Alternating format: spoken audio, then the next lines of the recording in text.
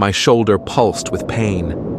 I ran down the hallway towards the glowing red exit sign. The hospital hadn't discharged me, but I wasn't about to stay and wait to die. "Stop!" Luke called, catching up. But I ran faster. I had to. I wasn't going to end up like the last patient the doctor mentioned. I was going underground, maybe forever, until they found a way to kill these things. I would not leave Grace without a mother. I wanted so badly to go to her, hug her, tell her I loved her. But what if that thing could follow me? Even there, I couldn't risk it. The best thing I could do was run. Buy time. Grace was safe, with my mom, deep underground. The exit sign flickered above. My bare feet slapped against the cold hospital floor. The tile stung, sharp, unnatural. I kept going, but it didn't feel like I was getting any closer. What the?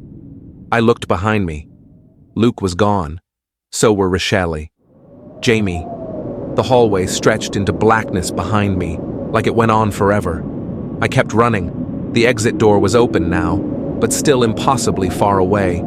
A breeze blew in, cold, carrying the scent of pine and decay.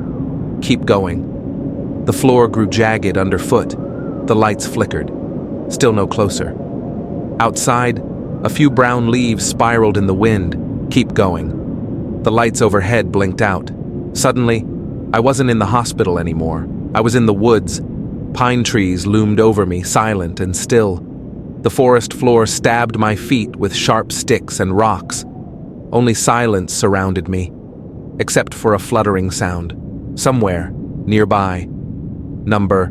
No, no, no. It tricked me. I spun around. No lights, no clearing, just thick trees in every direction. How far had I run? I felt my pockets. No phone, no light, no help. I wanted to scream, but I didn't. The stick men would hear, or maybe they already had. I looked up. Only tiny slices of sky visible through the towering pines. Cassiopeia? I didn't know how to read stars. I turned, searching the ground. Footprints, crushed leaves, anything. Nothing. The moonlight was too faint. I ransacked my pockets again. Nothing. So, I chose a direction. Any direction. And walked. Sharp twigs stabbed my feet. Pebbles rolled under my toes. How long would it take to reach the edge? An hour? 5? 10? The Pine Barrens were huge. 1,000,000 acres of winding forest.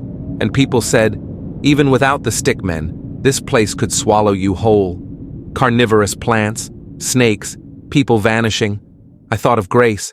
I couldn't die. Not now. I walked faster, harder.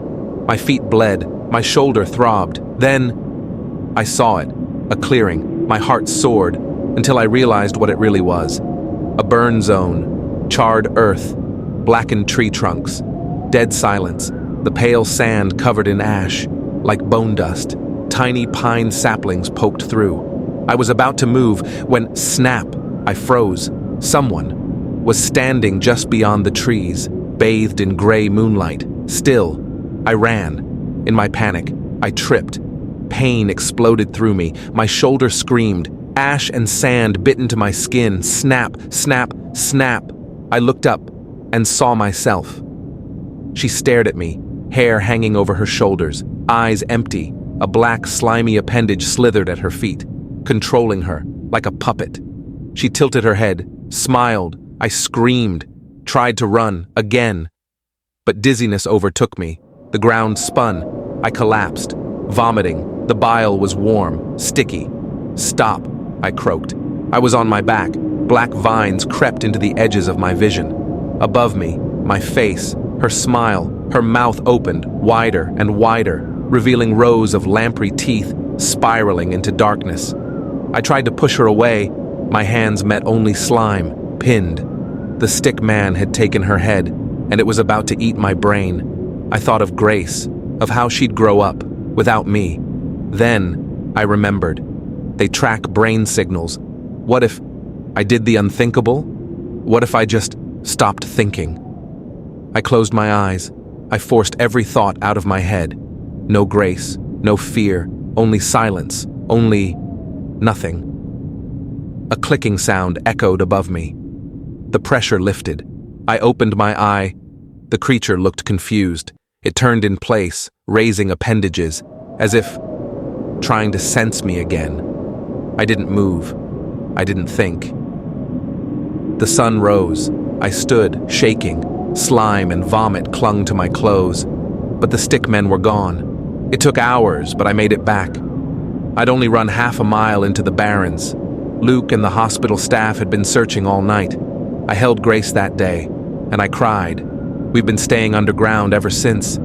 So far, it's safe. Jamie thinks we can kill it. There's talk about drowning them, but even if it isn't forever, I'm home, and Grace is safe.